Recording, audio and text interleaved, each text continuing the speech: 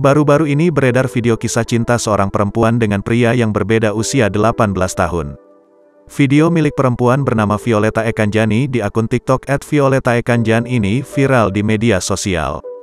Dalam video itu, terlihat foto-foto Violeta saat kecil dan suaminya ketika kuliah hingga menjadi pasangan suami istri. Pada waktu itu, Violeta menikah di usia 22 tahun dengan pria bernama Anto. Sontak, postingan tersebut menarik perhatian publik hingga viral. Video yang diunggah oleh Violeta tentang kisah cintanya telah dilihat lebih dari 23 juta pengguna TikTok pada Sabtu, tanggal 12 Maret tahun 2022.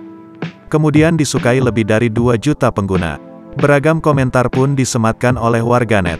Setelah dikonfirmasi oleh tribunnews.com, Violeta Ekanjani diketahui warga kota Depok, Provinsi Jawa Barat. Ia memiliki suami bernama Anto atau yang lebih dikenal dengan nama panggung Disco Pantera.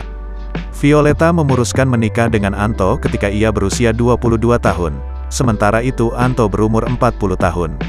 Meski beda usia 18 tahun tak menghalangi keinginan mereka untuk menikah.